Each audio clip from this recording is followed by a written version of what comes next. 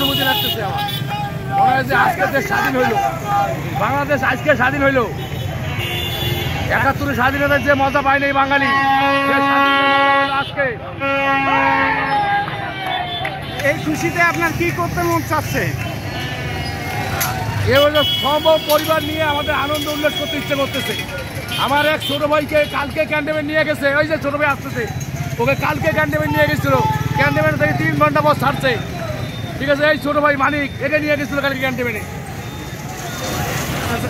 আপনাকে কেন ক্যান্টনমেন্ট নিয়ে যাওয়া হয়েছিল? আমি জানি না কেন নিয়ে গেছে। তারপর আপনাকে ছেড়ে দিয়েছে পরে আমাকে আবার 3 ঘন্টা পর।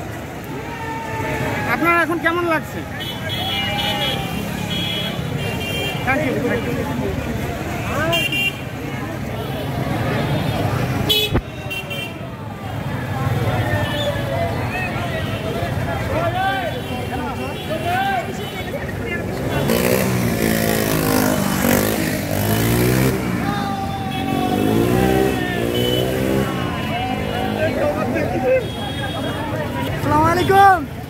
আমরা দেশ স্বাধীন করেছি ইনশাআল্লাহ। আবার আমরা দ্বিতীয়বারের মতো আমাদের এই বাংলাদেশকে আমরা নিজেই অর্জন করেছি ইনশাআল্লাহ। এখানে নেই কোনো প্রশাসন, এখানে নেই কোনো ক্যাডার, আমরাই সবাই ছাত্র সমাজেরা আবারও একটা দেশ, নতুন বাংলাদেশ পেয়েছি। নতুন বাংলাদেশ, জাগো ছাত্র জাগো। বাংলাদেশকে এখন কেমন দেখতে চাচ্ছেন?